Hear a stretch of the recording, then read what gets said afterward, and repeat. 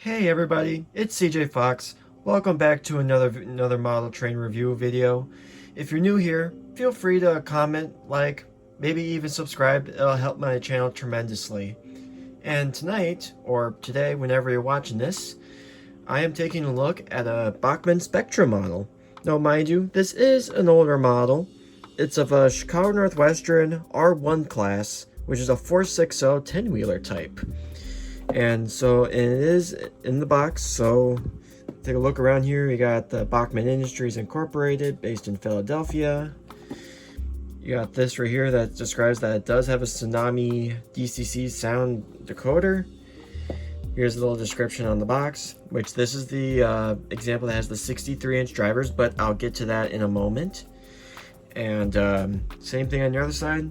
Back of the box, it has the famous quote from Bachmann Trains, "Now that's the way to run a railroad." So yeah, that's pretty much the box. So let's open it up and take a look at the model. And that comes in this very nice box. Has a nice clear window, though it does look a little dusty because it has been sitting on my shelf for a while. But it's a very nice blue box for the lid. Put that off to the side. And now we take this huge crate right here, which contains the model. I'll put that right here off to the side for a second. And inside here, we get, could assume is another piece of packet, covering, or I don't know how to describe it, isolation or whatever, to protect the model. And then right here, we got the quick start guide, which goes over the sound functions and everything that would be helpful to go over its DCC features, how to program it, and other fun information like that. And then and inside the box, I've always loved these Bachmann Spectrum boxes because in the inside you get these beautiful line art that are in the inside here. For instance, right here you can see that is clearly a 482 mountain type, specifically a USRA design. Same on right here. Then the side right here, but this side and this side, by the looks of it, it appears to be an Elco F40PH. No, not Elco, oh my gosh. I meant to say an EMD F40PH, which were primarily used for Amtrak. And, oh, I didn't realize this game comes down. Okay.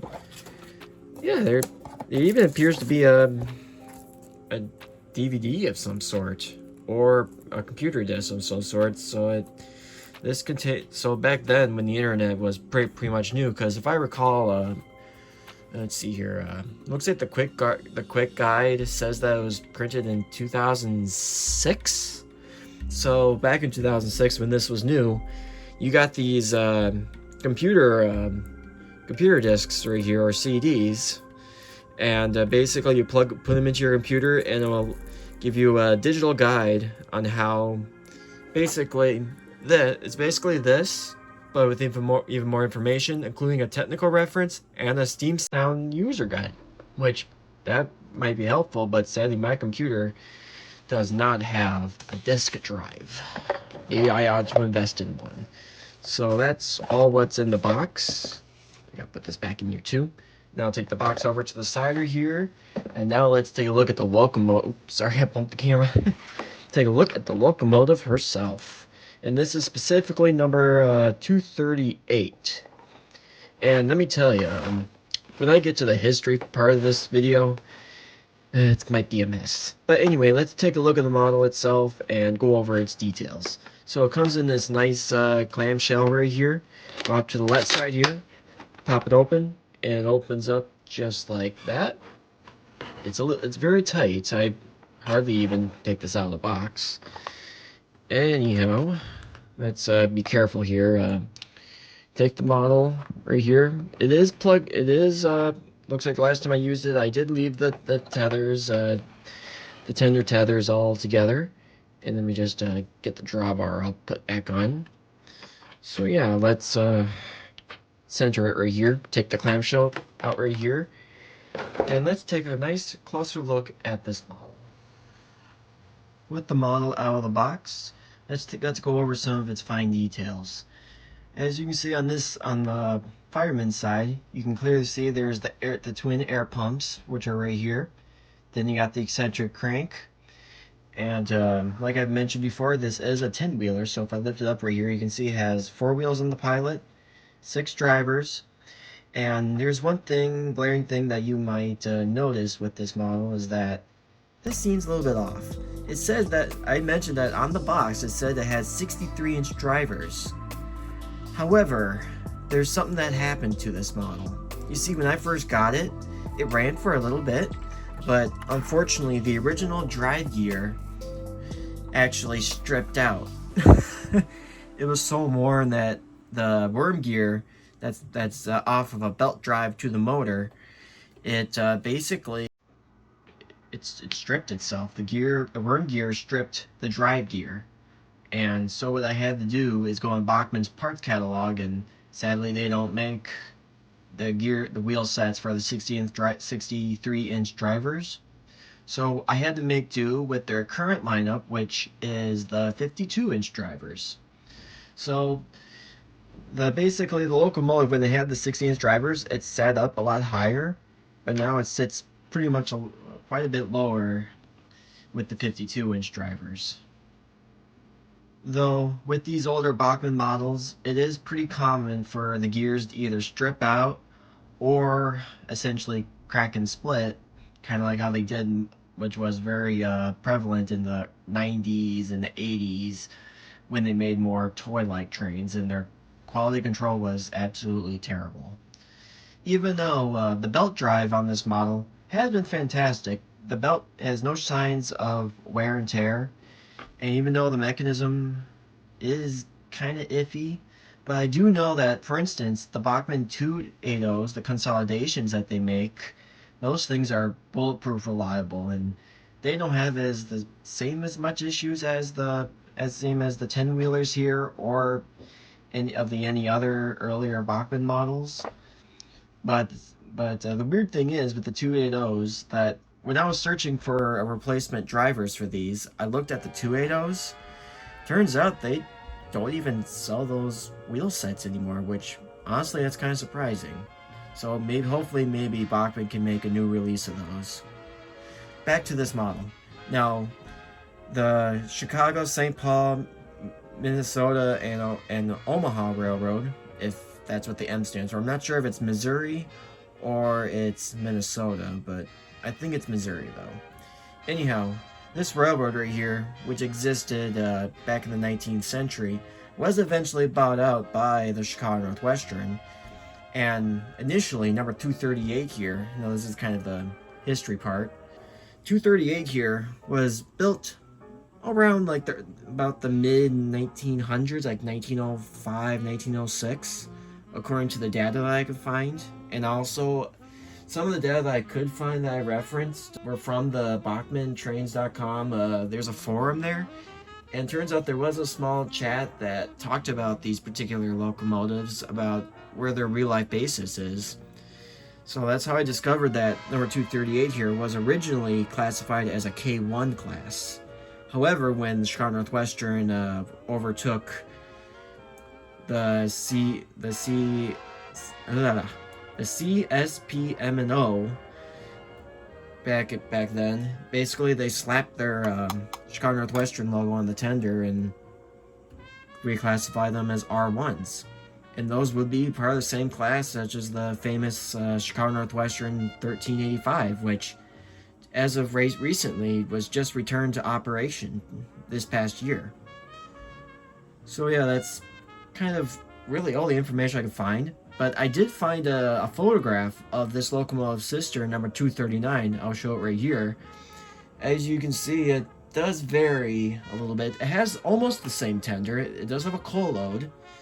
And also the headlight placement is a little bit different. For instance, on the model 238, the headlight's mounted on top of the smoke box, versus in the photograph here, it's actually mounted forward, a little bit forward ahead of the smoke box. Kind of reminiscent of a Pennsylvania railroad, how they placed their headlights pre-war.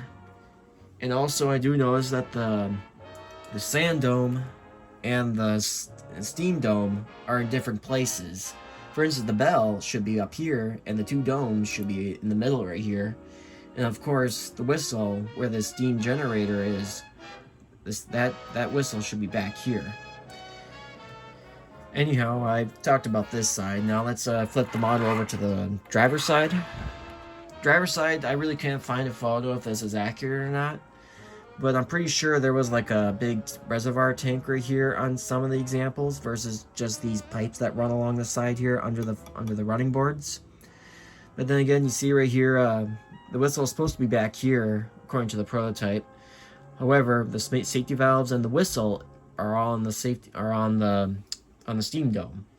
But what they do have accurate is, of course, the numbering that's on the sand dome here, which that's nicely replicated. You got the builder plate right here, and you got, again, the side rods, the eccentric crank again. And there's also another modification that I should mention here. When I lowered the engine from 63-inch drivers to 52-inch drivers, the pilot, which was like a little step plate right here, actually would come in contact with the top of the rails. So basically, it would drag along the rails and prevent the engine from moving. So what I had to do is just pop it off from the buffer beam here, and that's kind of how I left it. And I did have to curl this up a little bit more. Otherwise, that would also be, catching on points and re-wheelers. The tender, though, that is all still the same. But the weird thing is, this is actually a USRA medium-sized tender that Bachmann used for this model. Then again, it's Bachmann. What they commonly do with models is that they make one particular mold and then they redecorate it in several liveries and road names. And for the Northwestern, it's not 100% accurate, like I mentioned, but it kind of works, I guess. The most bothering part, like, if they just change the headlight placement to be up around here or slide it forward so it hangs over the smoke box door, I would be happy with that. But then again, they use from the research I could find, Bachmann used the Baldwin version of the R1 class, versus the original 238 was built by this railroad called, I might butcher this pronunciation, but it's Schenectady, or I have no idea how that is, but I'll spell it right here, right? It's very tricky to say for me.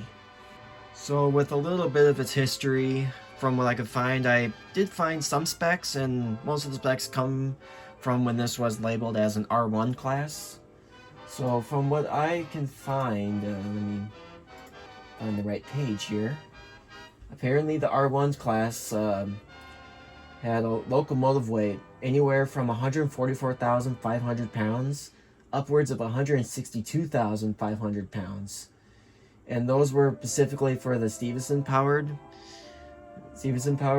side rods, or the valve gear. Anyhow, this one has a Walsharts powered valve gear, which means this locomotive weighed approximately 181,000 pounds. So for a small 10-wheeler, this was a pretty chunky locomotive. And the tender weight by itself also ranged from 61,500 to 140,000 pounds when loaded. And the fuel type, there was two different variants, one that had coal and one that had oil. So this one, obviously you can see right here, this is a coal load.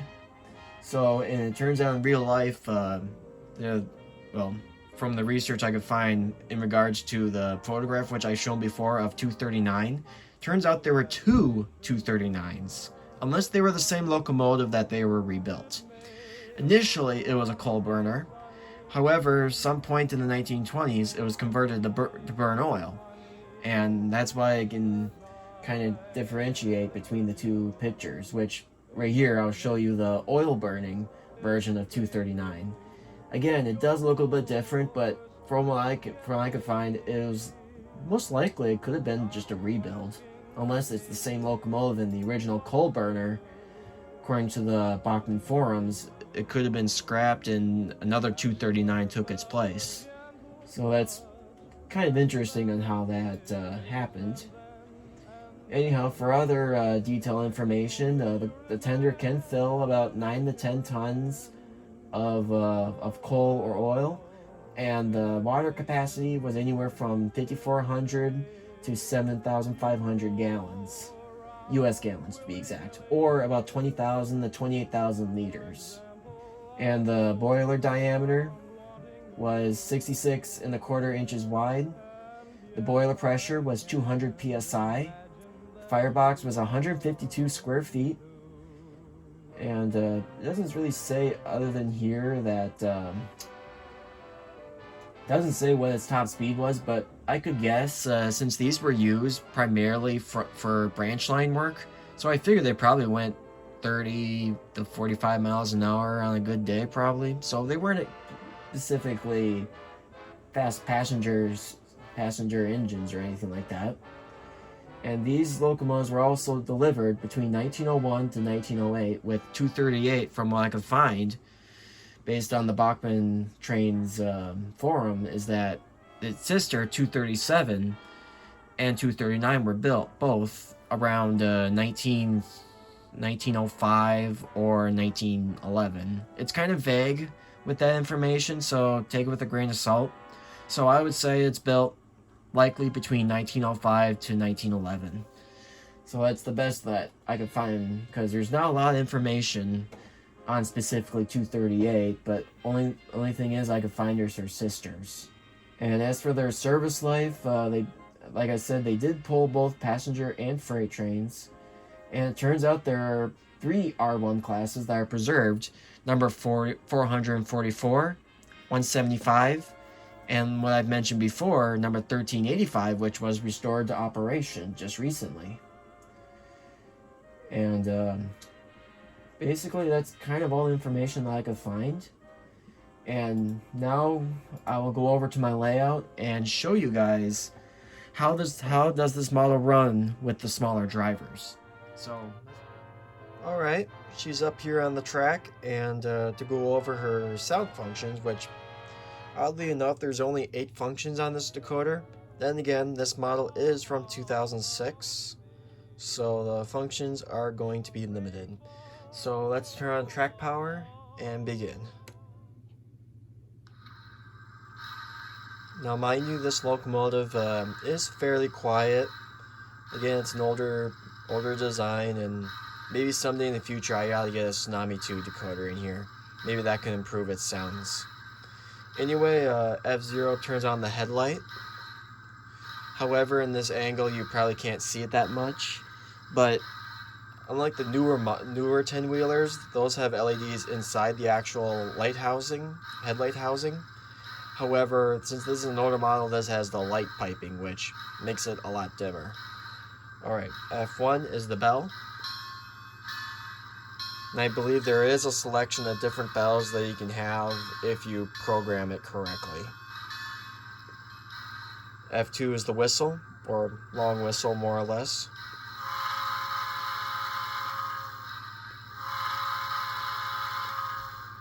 F3 is the short whistle. And F4 is cylinder blowdown. I apologize about that. My dogs were going nuts.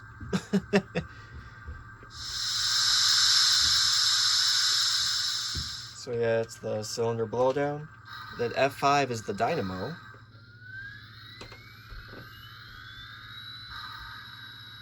So that when the headlight's on, you can have that noise on if you want to. I'll keep it on for the sake that it has the headlight on. Then F6 is the water stop. As you can hear the lid. Now it's pouring water into the tank of the tender. And when you press it again, it will close it with a little bang. So now she's topped up on water, even though the water tower is in the background. She's next to the cooling tower. Then F7 is the coupler, which that opens it. And then it's closed. And then F8, which is the last function, is mute. And that way, if you want to run it silent, you're more than free to. As for performance-wise, again, this does have a rubber band drive, so the chuffs are not exactly going to be in sync. So to begin, I'll throw her in reverse, and if she might delay or lag because of the drive, that's typically normal with these older rubber band drive models. So I'm easing up the throttle right here.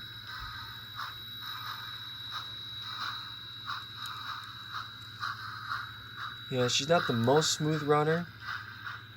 Alright, now I'll switch her to go forward. And now you can see the headlight on. It is fairly dim, like I mentioned before.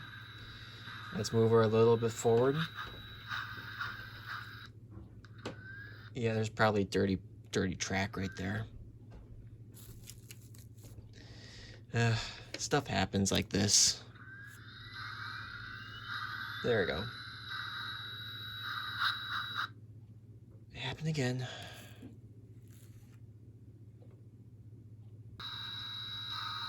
Okay, it turns out that it's likely that the wheels on this locomotive or the track are very dirty at the moment.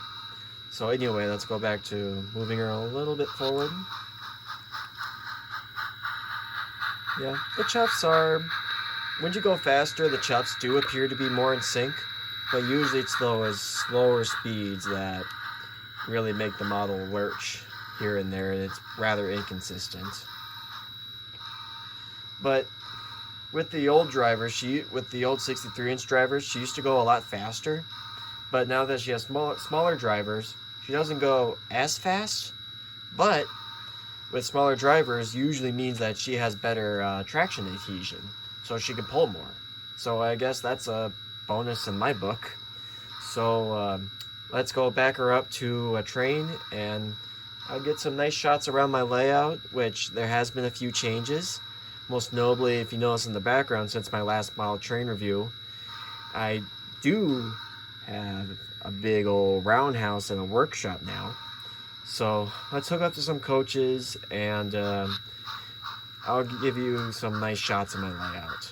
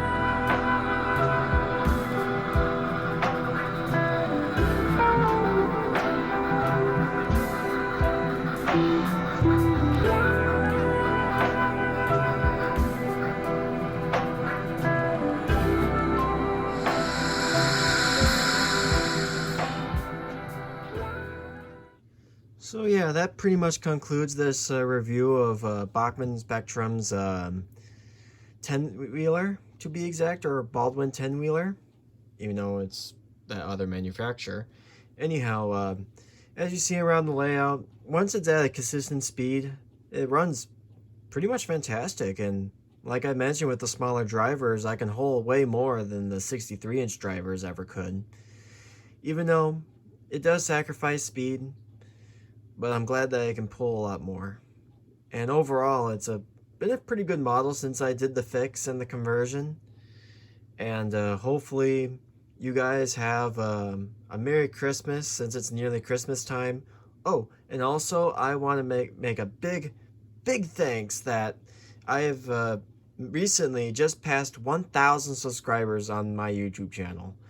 It's taken me many years to get that far, and I appreciate all of you. And this is kind of, I guess I would say, kind of like my 1,000 subscriber special. And also, there's one more thing that I do want to make note, is that this particular locomotive here was actually my very first steam locomotive under the Chicago Northwestern Railway. If I think I worded that weirdly. Anyway, this is my first model that I ever got, steam locomotive that I got for the Chicago Northwestern Railroad. And I am so happy to have this model, and I'm also happy to have all you guys, and finally making it to my goal of this year was to reach 1,000 subscribers, and I can't thank you all enough. And anyway, this has been CJ Fox. I hope you enjoyed this video. Feel free to like, comment, and maybe subscribe like I've said in the beginning of the video. It'll help this channel tremendously, and hopefully I can make it to my next goal of maybe 2,000 or even 5,000 subscribers. Anyhow, this has been CJ Fox. I hope you all have a Merry Christmas and a Happy New Year. Bye-bye.